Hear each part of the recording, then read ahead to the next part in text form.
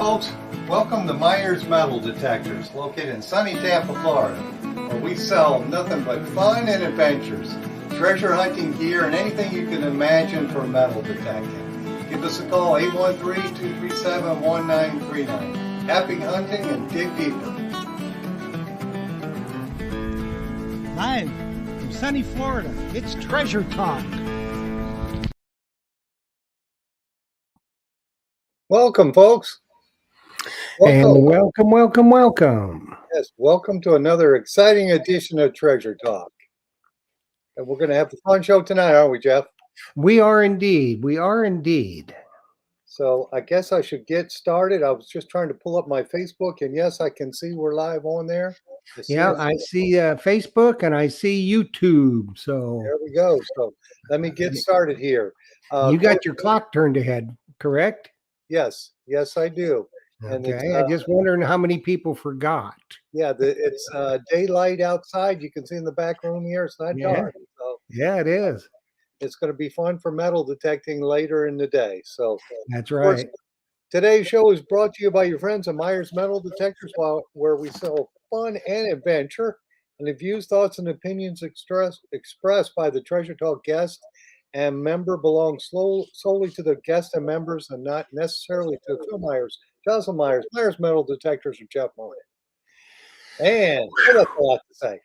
The purpose of Treasure Talk is to promote the hobby of metal detecting and treasure hunting, and to educate our members in a fun, informative manner. And today's show, of course, will be that, because we have an excellent guest, don't we, Jeff? We do indeed. He is a great guest. And everybody, I think, is starting to come on now. We got some Facebook users. We got some YouTube users. We got my sister from another mister, the Diggin' Canuck, and Joe Vizzi, Big Poppy. He just joined us. Big Poppy. Hey, yeah. So everybody needs to wish Joe really good luck. He's starting a new venture. So yes, he everybody, send good vibes to Joe. He's a great fella, and he's a really good co-host when I'm not here, and he just needs good vibes from everybody. He deserves them. Yes, he does, and he's still going to be around the shop on Saturdays. So if you want to see him, just come on see him. And of course, this is a perfect time to do this. We have our metal detecting club meeting tomorrow night here in Tampa. That's the West State Archaeological Society. I want to invite anybody in the Tampa Bay area, or if you're further away, come on, make the drive, come in. We're having our annual auction. And I've got some Rockhound magazines, and some treasure hunting magazines that are kind of old, and we're going to donate those, so they'll get auctioned off, and all kinds of cool things that other members are going to be bringing in to auction off. So check that out. And of course, you can go to the website WSAS.club or the Facebook page WSAS and get more information on it. Phil. Yes. Are you into rock hounding? No. I just thought you might be. I don't know anything about rock hounding. The Rockhound magazine, the person who donated all these magazines to me wanted me to get them to other treasure hunters and whatnot, but I've never been into rocks. I've been in Indian artifacts a little bit, but down here it's a lot harder than up north, where you just walk the fields looking for them. Down here, you get close to a river and you start digging a trench and shaving the sand, and it's very hard work. So I don't do the Indian artifacts down here. Because I was going to say, we've got a couple of on Treasure Tales, in about a month or so. I think we've got a couple of rock hounders coming on. Two families that rock hound. My thoughts were, Blue Spade Society, if somebody's disabled, they might, enjoy rock hounding. So we're going to explore that a little bit. Yes, absolutely. And that's good you're having them on the show, because that'll educate people on the different types of rocks and what they're doing and the value. And that is treasure, and it's coming out of the ground. So, hey, I'll watch the show just to learn about it. Yeah. Also, I do want a little personal note. One of our very good friends, she's an extremely good friend of the show, of mine and Phil's, Liz Cabral, the Diggin' Canuck. She is having some eye surgery on Thursday. So I would just like everybody to keep her in your thoughts and prayers. Send good vibes for a successful outcome. She will be in our thoughts, and she will let us know as soon as she gets done. I doubt very much if she's able to watch Treasure Tales on Thursday night because of the surgery, but I know she'll be here in spirit. But Liz, we just wish you the best, and we're all praying for a very, very successful outcome. Absolutely. And she's a So good- let's get to it, shall we? yes, bring them on. Okay, everybody, this is one. This is a total hoot. Somebody that's more knowledgeable does not live on the face of the earth about metal detecting and treasure hunting. He is. You've seen him a couple times before, and we never, ever, ever get tired of having this man in the house with us. So let's bring on Butch Holcomb from American Digger Magazine. Well, hey guys, I appreciate that intro. Thank you. How much do I owe you for that? Yeah, Jeff does it right, doesn't he? He does. Thank you guys so much for having me on here. It's always a pleasure. And before we get any further, Liz, hope your surgery goes good, and Joe, hope that new endeavor goes good too. The best to everybody. Absolutely. Yeah. For folks who don't know, this is the magazine that Butch. But you got yours upside down. There you go. It's a brand new one. It's on the way to everybody right now, by the way. Yes. And also, Jocelyn just reminded me, if you folks have a question on Facebook, if you're on the Treasure Talk page, Jocelyn will hand them to me and we'll ask Butch for sure. So I guess we need to get started right away because we got a lot of questions already. Hey, We do. what did you think of the Florida hunt? I enjoyed it. I had a blast down in Florida. I thought that was just a good time. I actually got to get out and hunt a little bit this time too. Oh, nice. Yeah, With what detector? I was actually using the Deus, and I was literally in between two house sites because both of them were producing, but I was in the area that nobody dared to go, so I got nothing. But saw some other good stuff found there. Was this the Deus 1 or the Deus 2, Butch? This was the Deus 1. That's what I'm still operating with right now. Hopefully, eventually, I'll go to the Deus 2, but I was kind of dancing with the one that brung me on that. Oh, and I got my Deus 2 sitting right back here. You can see. How do you like it? Oh, Butch, I'm telling you. That's what everybody's saying. I'm telling you. That sucker, and just right running I've only, like I told Phil a little bit ago, a friend of mine, the Mumbles man, he's got his Deus 2, and we just made up one custom program. We just did some tone breaks because we were coin shooting. But other than that, we ran stock programs, and it absolutely kills. I mean, it separates in trash like you can't believe. Wow. I mean, it's unbelievable. It's a total game changer. As good as the Deus 1 was, it sounds like they made an improvement on this, especially with the trash areas. Yeah, it is. It is twice the detector the Deus 1 was, and the Deus 1 is a killer detector. Yeah, it is. I really love mine. It was a little bit of a learning curve, but then you're dealing with me on that, so I've always got a little bit of a learning curve. But yeah, well, mine too. But yeah. The Deus 2, boy, you can just plug it in and charge it up, take it out, hit the programs, and you're off to the races. That's my kind of machine. And they've already made an update where they made the number screen bigger. That's a good idea. Yeah. Especially for blind people like me. I was going to say, that sounds like it was something that was custom made for folks like us. Well, as we age, our eyes get weaker, so we need those big numbers. So. I feel it gets worse. I'm telling you. Just saying. Okay. Hey, so I guess we better jump in on the questions. So I've got one here from T.A. Calhoun, and she's asking, and I know the answer to this, but you can help out too. How do we go about getting a hard copy or a digital copy of the magazine? And I'll answer my answer first. they want a hard copy in their Tampa Bay area, come in and see me because we stock them. And to me, I'll just say this is the best treasure hunting magazine that's printed today, especially with all the color pictures in it. For it's used as a resource material, just so you can figure out what you found a lot of times. But go ahead, Butch, you answer. It's a great resource, but if you aren't around Phil's detector store down there, then I tell you the easiest way to do it. I don't know if Anita's on our chat tonight or not. If she's on there, she can tell you. But if you will just go to AmericanDigger.com, and there's a place you can buy individual copies, you can buy a subscription, and you can buy digital either way, digital or print.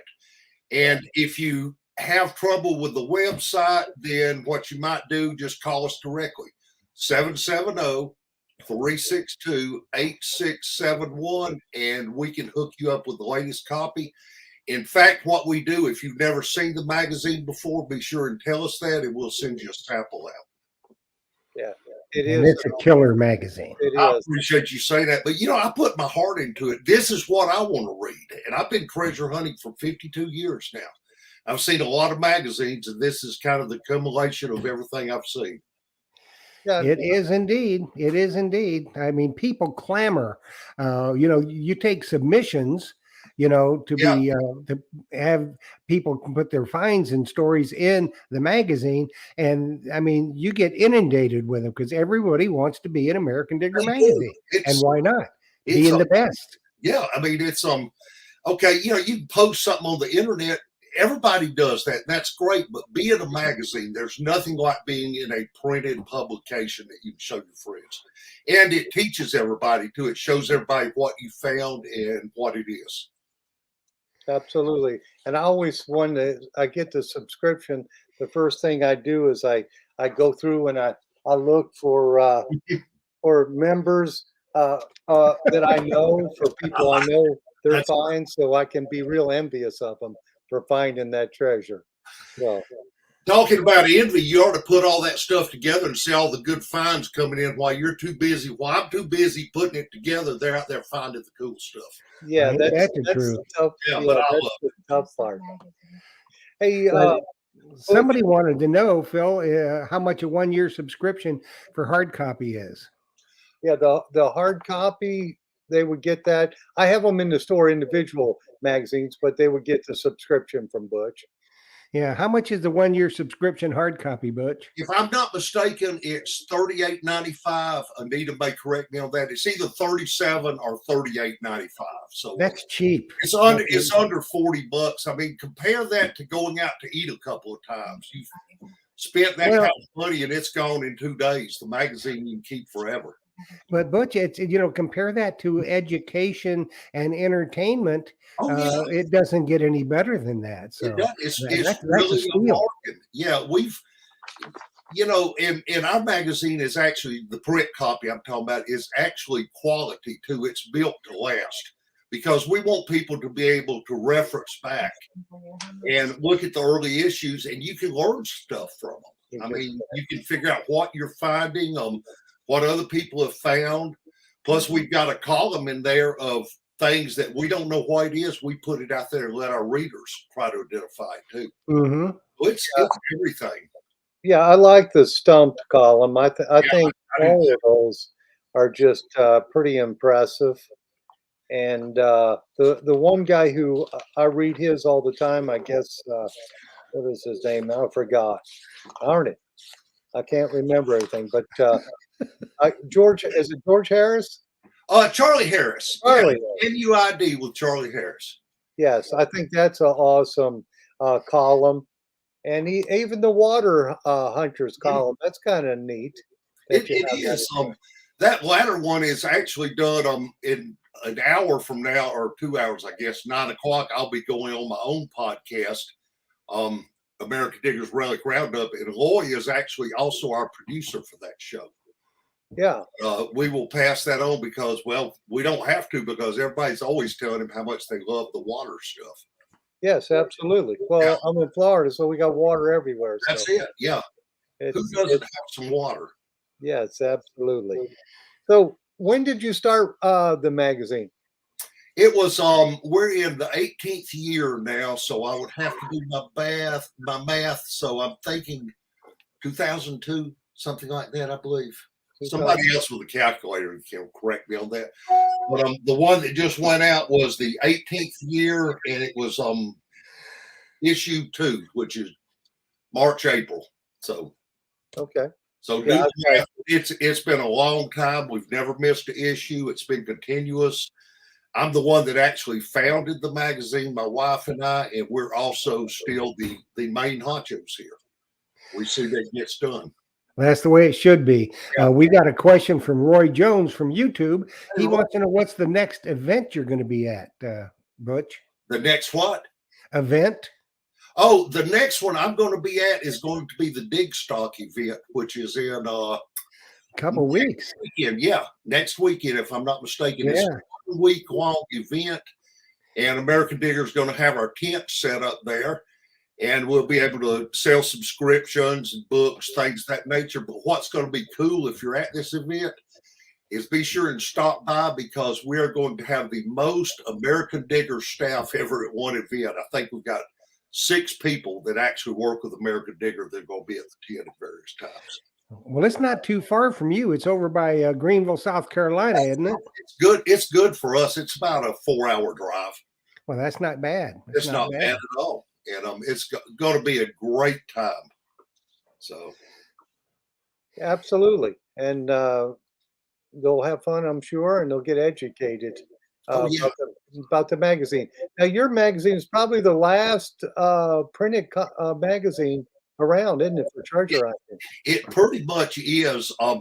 There's one other magazine that's devoted to Civil War artifacts, but it's pretty well just Civil War, and it's not all found stuff. It's what we call non-dug, a lot of it. So, yeah, as far as treasure hunting, metal detecting, I think we're the last printed magazine in the U.S. I'm pretty sure we are. Yeah. And people ask us, are we going to, for lack of a better word, cave and go all digital? And the answer is no, because there's still, we have an audience of about half and half, and we want to always please our readers. And we're going to, in my opinion, we're always going to offer the hard copy as well as the digital. And some people even get both. So, yeah. Yeah, I guess for the digital, they could probably do a word search or something, I'm sure, on the digital. I think you can on that. I don't do the digital that much other than getting it out there. I actually read a printed copy. Mm-hmm. But I'm sure you can. I know there's a way to do it. And also, Anita, at the request of our readers, her and our office assistant have been working on an actual index of all the magazines. So you can actually go back and figure out what articles were in which magazines. But you can also do a word search on the PDF. Yeah. Yeah, I like the printed copy myself because Me too. it's just for resource. It's just an awesome magazine to have your collection. Now, I know you sell some books. I want to show you guys something. This was recently gifted to me. Now, if you want to get your American Digger magazines done right, this guy had them bound into a hardbound book. And I had never seen anything like it. That's a hardbound book of all of the issues. Oh, my goodness. So I won't say his name, but I want to say thank you for giving me something that I'd never seen before. Yeah, that is Kind of really stuff you do with hard copy. Yeah. absolutely. So this was a question that came over on Facebook, and you might know this because I know you do several Civil War shows, don't you? Yeah. Okay, if you were to buy or sell Civil War relics, where would you go? To buy or sell, I would recommend you can do that stuff online. But if you're new at this, you don't know who to trust, I would recommend going to, well, one of the 2 shows like American Digger puts on, for instance. We do one in Charleston in January. And then in July, we do one in Chattanooga, Tennessee. It's not just Civil War. There's about 200 8-foot tables there that dealers have set up. There's metal detecting dealers, but there is a lot of Civil War artifacts being sold and bought. and go to an event like that, we'll actually stop at the front gate, and I will pretty much tell you who I would buy something from. If you want a sword, I might say go talk to Joe. If you want a belt buckle, I might say go talk to Steve, because I know most of these people, and it's people I trust. Right. And I know I always read in the magazines where people have bought in counterfeit Yeah, products, you know. that's a problem, and it's mainly been confined a lot to Civil War artifacts as they go up in price. But also, well, you guys have seen this before, I'm sure too. But there are counterfeit coins out there now too, like some of those silvers and stuff. Yeah, So, there's counterfeit detectors too. counterfeit detectors. There's a counterfeit Garrett Tarrant that's out there. You know. Yeah. Yes, absolutely. We got a question from Daniel Russo off YouTube. He wants to know if you still have Never Mesa Skunk Part 2 available. Yes, we do. I'm glad you asked that. I don't have a copy in front of me here, but Never Mesa Skunk 2 is still available. However, we are looking at probably our last case of them, so I don't know how many are left, probably 20 or so, and I don't know if we'll get them reprinted. Now, Never Mesa Skunk 1, which I actually had published by someone else that published that, and they keep reprinting it, so it's back on the market again.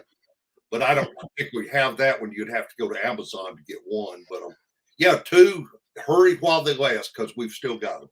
Well, Daniel Russo he'll get up with you and request a copy.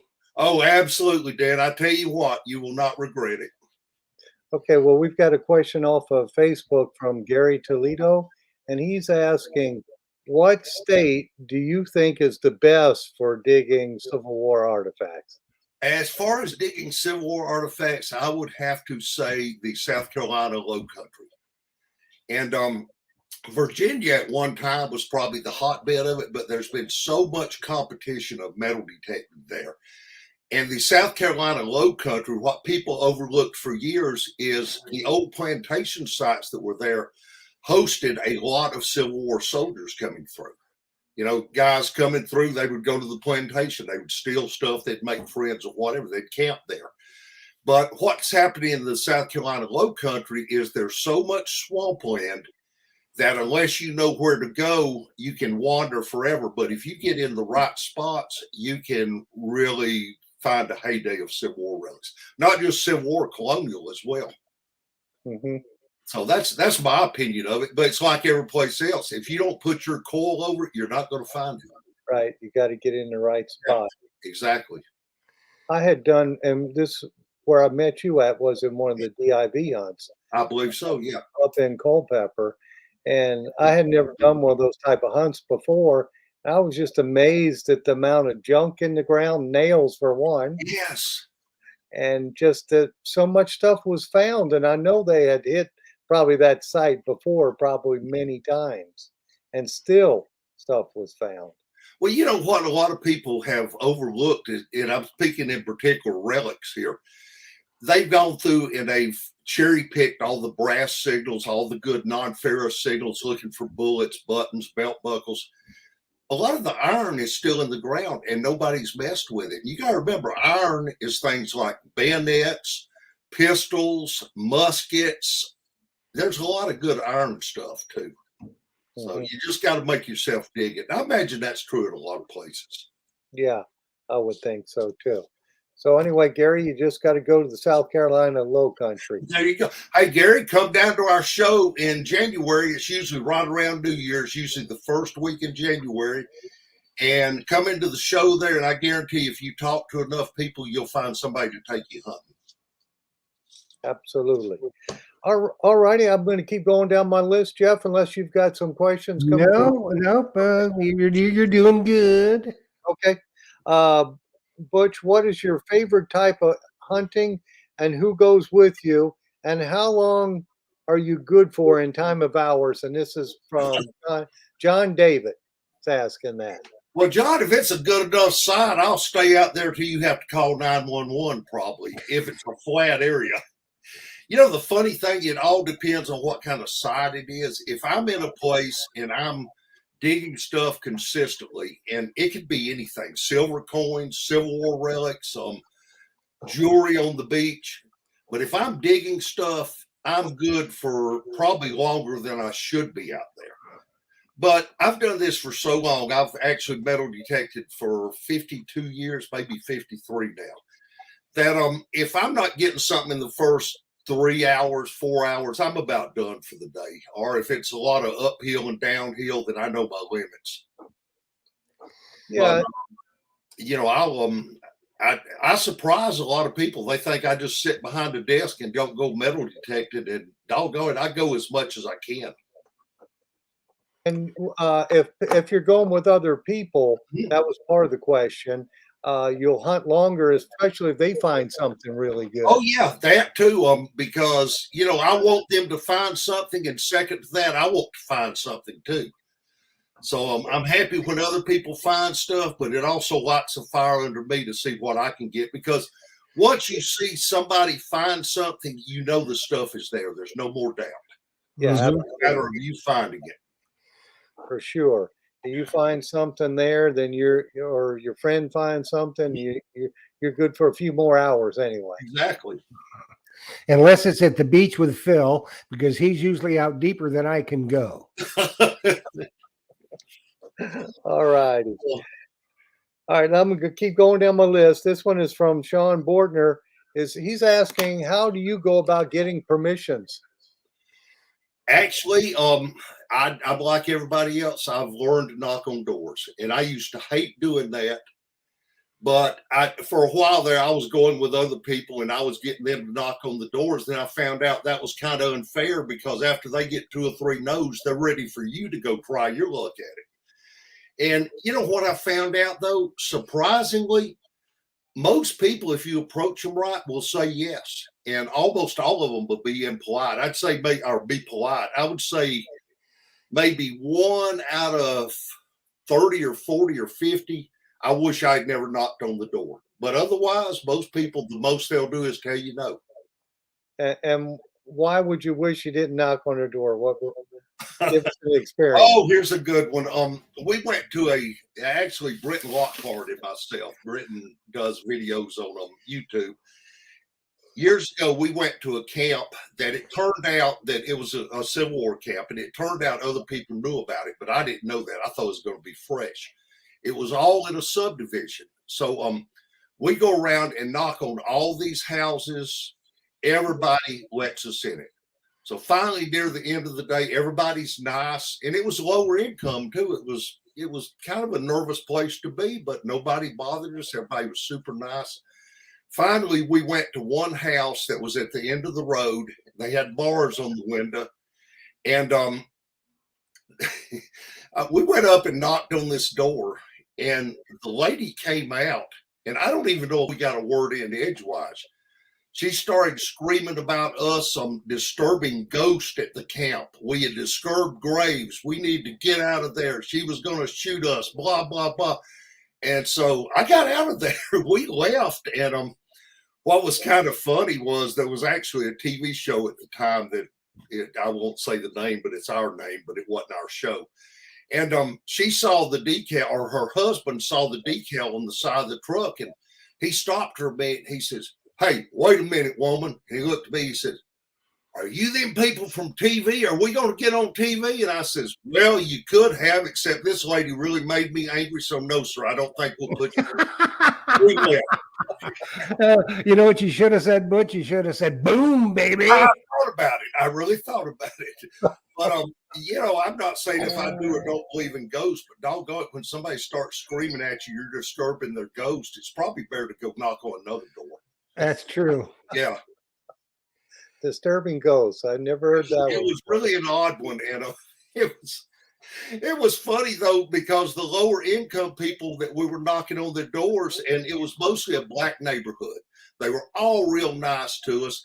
We go to this one woman. She was the only white person we saw the whole time, and she was the mean one. So you know, never judge a book by its cover, for sure. Nope. Some of them are real nice. Yeah. Most of them are. You know. Yes. So you know, people are gonna treat you generally how you treat them. They really are. And you know, a great trick for knocking on doors is take a kid with you. There's just something about whether it's your kid, your grandkid, even just a friend who's younger. If you take them with them, people have a hard time saying no to a kid that wants to metal detect. Yeah, heck, you know, just grab one off the street and give them a couple bucks. can Say, do hey, that. kid, come with me. You can go to Home Depot and pick a couple up. Yeah. Absolutely. Hey, I've got a question here, Jocelyn handed me from Rick Tumbleson. Hey, And Rick. he's saying, ask Butch if he's ever sold any of his finds. Oh no. I'm a hoarder when it comes to my finds. I've given some away, and no, but as far as selling the stuff, it is so hard to find, and each of it is so special. The only two items I remember actually selling was I sold a Confederate button one time because the guy that used to own the property wanted it so bad, and he basically just talked me out of it. And I figured, well, he had the property at one time. He wanted to see the stuff that came off of it. I did that. And I've found hundreds of them since then. I still regret getting rid of that one, but I made the guy happy. And then another one, I got into a pocket of Whitworth bullets and dug about 10 or 12 Whitworth bullets. And at the time, they were about a $60 bullet. And I did sell a couple of them because I had so many of them. But other than that, no, I've and the funny thing is, we actually sell artifacts from people that, you know, coin hunters a lot of times will find artifacts, not be interested in them. They'd rather cash them in and get some coins. We actually sell those through Graybird Relics. And even the fired bullets that we sell, we buy because I found over 10,000 of them and I don't want to get rid of any of them. So it's just kind of a personal thing. I dug a hole for every one of those. That's a lot of holes. It is. Yeah. If people knew the amount of work that went into finding and digging those relics. If you ever want to be really depressed, figure up the value of everything you've ever found and then figure up all the hours and gas money you've spent to get them. Right. Yeah, So but all the pleasure you get. Yeah. I bought collections from people at auctions, Mhm. and you know, people say, "Boy, that was a lot for that." I said, "Well, if you dug those, you would know that was cheap." Not enough. That's right. It's not enough. That I was actually cheap.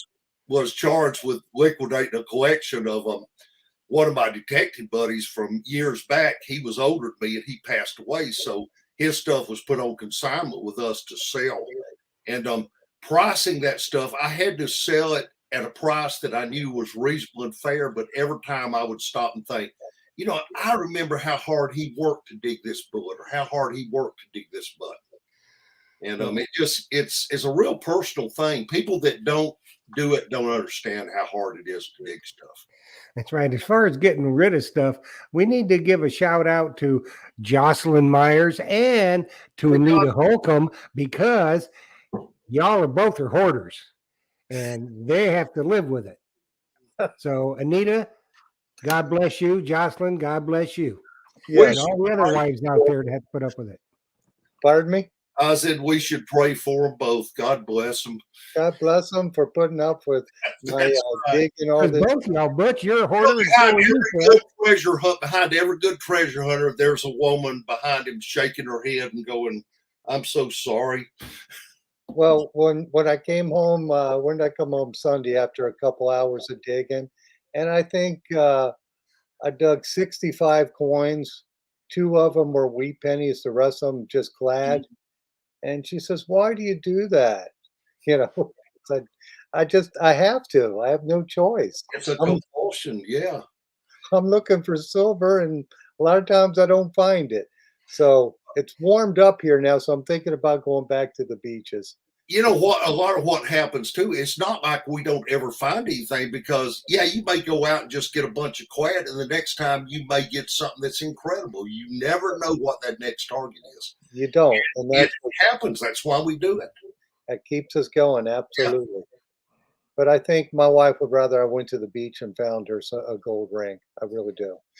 The first diamond ring I ever found was at a lake. A fella took me to the lake, and Anita went with me. I pulled the ring out of the ground and I showed it to my buddy. He's like, "Oh man, that's gold and that's diamond." I was gonna go show it to Anita, and what I was thinking is, boy, this is going to be worth something really cool. I could sell this and buy me something else that I really want, because jewelry doesn't mean the same as relics. And I showed it to Anita, and the last thing she said is, "Oh, this fits." And They that's always when I do. saw the ring. They always fit. Every one They of them. always fit. Yep. That's too funny. Yeah, I would have a hard time selling relics. You know, when I first got started in the hobby, I sold, I think it was 4 buttons Mhm. that I found here in Tampa, and I think I got $200 for them. But after I sold them, I thought, man, why did I do that? I know So you I are didn't do going it. to sell them more. And the thing is, a good find will last you a lot better, a lot longer, create a lot more joy than $200. How long is that going to last? Yeah. Week, So, weeks. Yeah. and Go then to the the other, gas station, you'll find out quick. A day. Yeah, really. and then the other thing I sold was I sold a Key West token, and I wish I hadn't done that. You know, Well, we live and learn, and I think at first we don't realize how hard some of this stuff is to find. But when somebody is clamoring to buy something, like if you've got somebody approaching you over that token, then number one, it should flag to you that, hey, I've got something really special here. But number two is, if you do sell it, that person really wants it. So it's going to a good home. absolutely. And that's Hey, important. Yeah, we got a question for you, Butch, from Michael Boyles. Hey, Michael. He says, "Evening, Butch Holcomb. Do you still have any Italian sausage bread in your mustache from Florida Hunt 8?" Let me check. Nope, it's all eaten.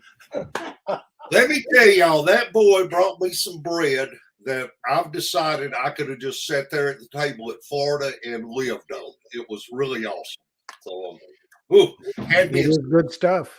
Oh, it's amazing. Yeah, he's a good guy. My next question from Mark Waltros: what's your go-to detector? It's usually a XP Deus. I'm still hunting with the one. My backup detector, I have 2 or 3 different backup detectors. One that I have, and I swear by this in freshwater, is my Garrett AT Pro. I still use it for freshwater, for lake hunting. I'm used to it. I like it. I also use an old Fisher F75 when I'm hunting in junky areas. I've got it got a small coil on it and have my ear tuned to it in real junky areas.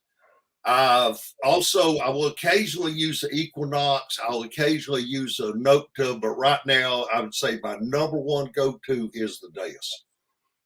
And I'm a believer in learning your detector too. Don't jump around a lot. Don't buy a new detector every month. Learn what you've got and then move on. Absolutely. And Deus has got the Deus 2 coming out. And just a quick heads up, I should have some of them probably, I hope, within the next month, some more of those. And we do have the new Naka, the Legend multi-frequency. That's a good one. Yes, it's very priced very competitively. And we have the Pro Packs coming in on Wednesday. And speaking about detectors, this question is from Tim Naylor, is asking what your first detector was. My first detector was a Heathkit metal locator. It was a kit my dad and I had to put together. I think it was like 1967 or so. But you can go online and find a picture of them. It's not a metal detector; it's a metal locator. And it had it weighed about, I don't know, 7 or 8 pounds. But what I always thought was funny looking back on it, it had one coil, search coil, and the rod, which was made out of chromium steel, actually threaded directly into the search coil. So if you bent a little bit or you moved, it would break the connection with the search coil.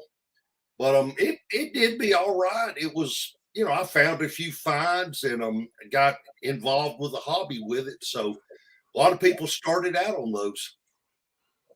Get them started. It doesn't Yeah, matter what that's you're right. getting started on, you know. My friend had a Radio Shack, so that shows you how far back that goes. Mhm. Interesting. I think I saw that they sold those in the magazine, maybe in Boys Life or something. Magazine. I'm pretty sure they did. Yes. Heathkit actually had a bunch of kits that were marketed towards father son stuff. Mhm. And I remember in Boys Life, I think it was, and Popular Science, both they would have advertisements for. And knowing my dad, that's probably where he got it from, Popular Science. Okay. And this question's also from Tim Naylor. What is your most unusual find? Oh wow. Most unusual would probably be a section of an airplane wing I found on the approach of Dobbins Air Force Base, military base here in Georgia. It was in a subdivision. There hadn't been a plane crash, so what happened? It literally just fell off the wing, and it was right in between two houses. It's about a foot long. So coming out of the sky, it would have probably done a little bit of damage. So that's my most unusual find. Now, my rarest find would have to be the Georgia State Seal Militia belt buckle, which a lot of people have seen. That was actually one of 2,000 that was made, so not a lot of them were lost. That's a Civil War item. And then another interesting find I made was actually what I call it's probably really the most valuable find, but I have not had it appraised. But I was hunting an area in Augusta, Georgia, not far from where James Brown lived. James Brown, the soul singer, when he Mhm. was poor. And in this, it was an old crack house they tore down. I found a ring there that I swear is the ring of James Brown. It has 14 diamonds. It's platinum inlaid into yellow gold with white gold around it. So it's got a little bit of everything, and it weighs about a half pound, it feels like. Right next to it, I found a sheriff's badge. So there's a story there. I just don't know what it is, but that's probably the most valuable find. I've just never gotten it appraised because I just haven't done it. Interesting. That Yeah, would be cool. very interesting. And there is that possibility. I mean, you never know about things like that. Unless you listen to what the relics and finds are trying to tell you, you'll never learn anything about them. But you can put two and two together and make up some good stories if nothing else. That's right. Yeah. So, if you had to give advice to somebody new today getting into relic hunting, what would that be? Buy as good a machine as you can afford. You don't Phil will help you with one. Go to Myers Metal Detectors and research your stuff a little bit too, but don't go to a what kind of store like Walmart used to sell. Don't go to a superstore and buy a detector that's got 50 knobs on it that seems like a good price because it's only $200. That's false economy. You aren't going to like it. You're going to get rid of it before you actually learn what's going on. So number one, buy a good enough detector as what you can comfortably afford. And if it's another $100 to get something good over a piece of junk, then swallow it and get it. Number two, do a little bit of research on your own. You can't expect everyone just to take you out metal detecting. You got to pull your weight too. So do a little research, know what went on in areas. And number three, and this is most important, do not give up, especially until you actually make a find. Then decide if you're going to stick with it or not. But I've seen people get detectors. They go out 2 times, they find some junk, they don't get with other people that detect, and then you can buy it 3 years later at a garage sale. Don't be one of those people. Actually, hunt until you find something, because if you swing that coil long enough and dig enough holes, you're going to find something cool. Do that and then decide if you want to stay in the hobby or not. Absolutely. That's a good word of advice. And Don't- hey, I don't might as well quit. look, read American Digger magazine. Yeah, subscribe to it too. Stuff. Yeah. Yes. Yeah, because that, if you see what other people find, that's the good thing about your magazine. And also metal detecting clubs. I mentioned my club's having their meeting tomorrow night. And those places, you see a lot of new people come. And I invite people all the time, and they'll see what people find, because there's always, all these clubs have the same thing. They have a monthly hunt competition. and you see what people find. It just gets you excited about going out in the hobby. And it shows you that the stuff is really out there. That this not isn't some fairy tale. People really find this stuff. Absolutely, every day. I can't say enough about clubs. I mean, that's a lot of them closed down. I know because of COVID, but doggone it, clubs is. I just can't say enough about them. It's a real important part of our hobby. Well, yeah, that's how you learn a lot of stuff from the people that you meet in the club. Exactly. You know, just talking to them face to face. That it meets your new hunting buddy at the club. Yeah, and like you said, you see things that are found there, and they're found every day. And I know the Central Florida Club, Jim Tibbetts is the president there this year, and he's been on the show before. And he had the big story that you sold out with the Yes. gold coins on the cover.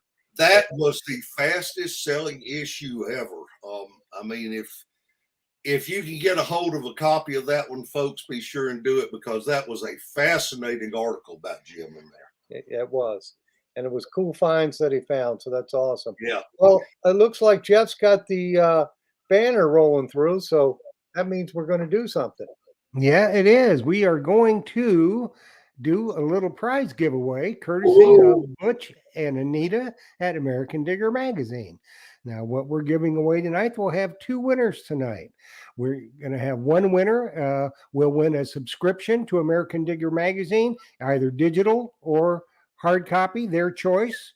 And the other winner is going to win a copy of a fantastic New York Times best-selling book, I Will Never Shut My Mouth by Butch Holcomb. Close enough. Close enough. Hey, I won't shut up. He won't shut up. Nobody wants him to shut up. That's why I'm such a popular guest on these podcasts. You guys can just sit back. You don't even have to work. I wish we could get guests like me on my podcast. Yeah. Yeah. So what we did is everybody knows how we do this. There may be some new people in the audience tonight. On Facebook, you had to enter, and on YouTube, you had to enter with the phrase, and that was Butch, please don't shut up. So what I've done is I have gone and I've got all the names, entries from YouTube, all the other places, and Treasure Talk Facebook. I put them into a random name picker, and I've got the winners and some alternates in case they're not winning. Now, the rules are, number 1, you have to be tuned in to win. Number 2, if you're on YouTube, you got to be a member of Treasure Talk YouTube, and we do check. And number 3, once your name is called, and only if your name is called, you'll have 3 minutes to text or Facebook Messenger to Phil or myself at the number scrolling along the bottom of the screen. Then the second part of what you must do is you must email to treasuretalkshow@gmail.com all your info, your name, address, phone number, all that good stuff. Email it to treasuretalkshow@gmail.com. That way we can get it to Butch, and he can get your prizes right out to you without any dilemmas of wrong addresses or anything. So everybody get ready to text or messenger to the guru or myself at our numbers going across the bottom of the screen. So for the subscription, the winner is Jamie Herzog, and the book is Tim Naylor. So you got 3 minutes, people, to text or Facebook Messenger, Phil or myself. And Tim's probably mumbling. He's probably mumbling. Yeah, he should be mumbling. He's the Mumbles Man. We know him. Hey, I've got Mumbles Man. That's his nickname. So I've got some comments here from this one's from my friend Gary Toledo. He said it's so hard for me to get rid of my discoveries, and he also said that metal detecting is good for your health, and it helped him. It saved him from cancer. So he's had a personal health issue, and he got into detecting right after that. And he's just had a good time metal detecting and getting out there. So hats off to you, Gary, and hopefully I'll see you at the meeting tomorrow night. Yeah, that'd be good. We almost have a very good hobby. I mean, there have been a lot of people who have beat health issues and depression, different health ailments by being involved in metal detecting. It's the best therapy in the world. It is. You have a stressful day in the office or whatnot, and you get out to swing the detector a little bit and get your mind off of things. It just helps you to uh, get rid of some stress. At least it does for me. Me too. So did we Yes, get our indeedy. winners yet, Jeff? Did they? No, Mumbles man, I know he's here. He just texted. Mumble, mumble, mumble. That's all I he will, texted. if that is the book, I will sign it to Mumble Bumble. That's right. Just sign it to the Mumbles man. The Mumbles man. Yeah. I better check my messages and make sure somebody didn't. No, not yet. Okay. Okay. And Well, hey, I hadn't folks, seen if you that don't thing win yet. any of this, if you don't win any of this stuff tonight, Phil will help you out at his store there. So Yes, he's I got- have that book in the shop for sale too, and of course we won't have the latest edition because you said just printed, right? We'll it probably just have- printed. It should be arriving. We got our office copies today, so subscribers should already be getting theirs. yeah, so I should have mine within a week or the next edition. Should be, yeah. All right. Well, while we're waiting, let's go through. Oh, did we get the winner? Yep, we got both winners. So guys, Hey! do the emails. Absolutely. So I have another question here, and this one is from my friend Chuck Martin, and he's asking, "What got you started into metal detecting?" Oh boy, I was I'm guessing I was about 10 years old, and I was at my grandmother's house, and what was cool, I'd actually found a old Kentucky rifle gun barrel stuck up under her barn. So I would run around the house playing soldier with this old piece of junk iron and getting in her way, my grandmother. And as it so happened, one day when I was playing soldier, this guy drove up to the house. He was driving, I believe, a VW Bug because I know it looked odd, and had a World War II metal detector that you put on your back. And he asked my grandmother if he could metal detect her property. And she was pretty frustrated with me at the time because I was knocking over her plants with that old rusty piece of iron. And she said, "You can do it if you take my grandson with you." So that was my first metal detecting trip. I don't even remember if we found anything, but somehow it clicked. And all I could think about after that was getting a metal detector. And 2 years later, I did. And that was the Heathkit one. That was the Heath Kit. Yep. Yeah. And then how long after that before you got another detector? It was actually, oh my gosh, I believe it was 1970. It was when the White's Coin Masters were out. They were real big, and it was a White's Coin Master. It might even have been the 5. Had a great big box on it. Box on it, yeah. I think it had discriminate, although I didn't know how to use it. It may not have had that, but it was the big White's detector of the time. And when I found that, or when I got that, it was suddenly like starting over because the Heath Kit it had its limits for sure of what it would find. And I went out with the Whites and I started finding all sorts of stuff. And that's when it really, really took hold with me. And what part of Georgia are you in?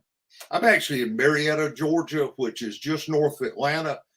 And the Atlanta campaign, one of the reasons I got into the Civil War artifacts so heavily, the campaign with Sherman's 60,000 men or so, maybe even more than that, they came from North Georgia all the way down to Atlanta and came right through this area. So I could actually go to places that I couldn't even drive to. I could actually walk to some of the places to find stuff. So that really is what got me directed towards Civil War artifacts. And that's an interesting point. I think whatever your interest develop, it's going to be something that you can conceivably find in your neighborhood or where you're from. If you're out west and there's no Civil War relics, you're probably going to gravitate to gold mining camps or Indian War stuff. So Right. I think that shapes your interest somewhat. It does. I think it's what treasure is closest to you. It is, exactly. So if you're close to the beaches, you're going to probably gravitate towards beach hunting. Right. Or if you're close to Civil War sites, you're going to gravitate towards that. And with that, you probably want to get the best detector for that type of. Exactly. And Or- that's one reason people should talk with someone like you that not only sells them, they actually use detectors. Yeah. because you don't want to buy something blind online from somebody that's not going to be there after the sale. You want somebody you could actually get on the phone and say, hey, my detector I bought from you. Okay, what do I need to adjust? How do I need to do this? And buying from somebody private like Phil is where you get that kind of stuff. Yeah, because I can remember I had a customer come in the store Mhm. and another company had sold him a Garrett Gold Stinger, and he told me he was going beach hunting, and I was thinking, man, that's not the right detector to beach hunt with, unless you're wanting to do just the dry sand because it's not going to handle the salt water. So you got to go to the right person to get the right detector for what you want to do. Yeah, if you don't, it's really false economy. You might think you're saving a little bit, but you won't think you're saving it once you have to sell that and buy a new detector. Absolutely. So you said you've been hunting over 50 years now? Yeah, 52 as near as I can figure it. What was your favorite Civil War relic that you dug? That would be that Georgia militia box plate that I was talking about. That actually goes on a leather cartridge box. Anybody that wants to look that up, they can see what they were. There was 1,000 soldiers that actually used that particular design. They had a belt buckle and they had a box plate. They were identical, but that's looking at it from the outer surface, they're identical. Very rare, but here's the cool thing about it. That was the first belt buckle I ever dug, and I've dug 50, probably 50 belt buckles since then. But that was the very first one, and I researched it the night before. I was looking at maps and the researched area, and I started looking at it, and I'm thinking, I bet there's something really rare there. I bet there's a Confederate belt buckle there. And I don't know why I thought that, because Confederate belt buckles are rare. Even in Confederate areas, they're very rare. And I actually went to bed that night and woke up the next morning convinced I was going to go out and dig a Confederate belt buckle. And that sounds ridiculous, but I have never had a feeling like it since. I even dreamed about it, and I went out there, and that was the first target I dug, about 50 feet from my car. Hmm. So that's the most mystical thing that's ever happened to me, metal detecting too. I keep waiting for it to happen again. It hasn't. Yeah, I keep waiting for the same thing to happen to me with Yeah. a gold coin. I'm still waiting on my gold coin too. Yeah, so it'll happen. I got to do that power of positive thinking. That's exactly right. Let me tell you guys, one of the worst, not worst things that happened to me, but one of those things where you hang your head and shake your head.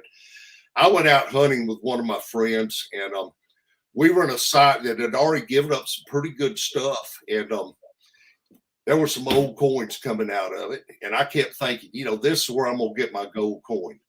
And so there was also a lot of kids traffic through there and homeless and that sort of thing through the paths in the woods. So I get out there, I get a good signal. I start kicking away the dirt. I look down, there is a gold round edge. It was one of those gold chocolate cans. And I called my friend over there, and I'm like, you're not going to believe this. It's a big gold piece, too. Yeah, it was a Hershey's gold piece. Oh goodness, I've been there before too. With Gold colored tokens and everything else. Yeah, but you found a gold coin, Phil. Well, I found it because the customer lost it in his car, and I found it. Well, You still found it. that happened. I did have a fella call me up one time and tell me his wife had lost her ring. Could I find it? I'm like, sure. Where did you lose it? He said, well, I think it was either in the kitchen or in the living room. So I didn't find his ring, obviously. Yeah, I get those calls too. People Yeah. want to find a ring in their house, and I said, "No, we can't do that." It doesn't work that way. Yeah, they don't seem to understand that. I Well, always tell them, just look in the last place. That's where it'll be, in the last place you look. It's always the last place you look. I've noticed that. Right. absolutely. Well, Jeff, it looks like we're at that time, aren't we? We are indeed. This hour has flown by. Been a blast, guys. Love what y'all are doing. Yeah, we love doing it too, and it's been fun, and It's almost been 2 years, Phil. almost 2 years. So that's Yeah. hard to believe. but I guess it's like COVID now. The COVID's going away, so that's when we started. I think we were in the COVID then. Yeah, we were, and Shut I don't think everything we're fixing to go anywhere, are we? Pardon me? We're not No, fixing to go no. anywhere. No, the show. I love doing it. So unless I get fired, my wife fires me or something. Well, It's she'll not a murder foul. you. Nobody She else won't would fire you. talk like this. No Yeah, one else would do this. yeah. It's too much fun. I enjoy doing it. Hey, I'm gonna throw a teaser out there. My daughter, she's not watching this show, but my daughter keeps telling me she wants to trim my mustache. Now, this mustache is a COVID stash. It has not been touched in a year. So I think what my daughter and I are going to do live on Facebook, probably the next 3 weeks, is she's going to trim up my mustache just a tiny bit for Facebook. So that might be a live per view thing. And I know it doesn't have a lot to do with relic hunting, but I think you might enjoy it. So. Well, it might, you never know what she's going to find in that thing. Well, I'm saying there could be a gold coin in there. That's right. There's There some- might be some sausage in there. That's right. There was a bird flew out of it a while ago. All righty. Well, my friends, I want to thank you all. Thank you, Butch. Thank you, Jeff. you, Thank you, Jocelyn, for helping me here. And it's been fun, and I'm sure the members enjoyed and picked up some knowledge today. So that's what we're all about, and just promoting our hobby. So thank you, guys. And I'll Yes, leave it to you, indeed. Jeff. Well, we thank you, Phil. We thanks Jocelyn. Butch, thanks so much for coming on tonight. Everybody loves you, and it's always a good time. Thank Anita for us. Because without Anita, things wouldn't run nearly as smooth as they should. No, I'd probably be living under a bridge with a metal detector, but I'd still. Yeah, I hear you. I hear you. So, everybody, we're going to say goodnight tonight, but join us on Thursday night for Treasure Tales at 8 o'clock on Eastern Time for Treasure Tales, where we're going to have a young man from Canada. His name is Fish Bay. That's his YouTube channel. He's a very, very accomplished young man. And we're going to have from jolly old England, Essex Magnet Fisher will be joining us on Treasure Tales Thursday night at 8 o'clock. So, with that being said, we hope to see you then. Congratulations to the winners. Butch, thanks so much. You're always a pleasure. Thank you, Yeah. guys. And just throw a little plug out there. American Diggers Relic Roundup. You get an hour break to go eat dinner, and then come back at 9 o'clock, and you can listen to us live on our podcast as well. That'll be great. That they need to do that. So everybody out there, get yourself some refreshment and get ready for Relic Roundup. There you go. It'll be on at 9 p.m. All right, guys. Thank y'all so much. Thank everyone for reading American Digger magazine, and really appreciate what you're doing. Support the hobby. All Yes, right. indeed. And we'll get those winners to you tomorrow sometime. Sounds great, guys. All right. Thanks, Butch. Thank you, guys. Good night, everybody. Dig deeper. Happy Happy hunting. hunting.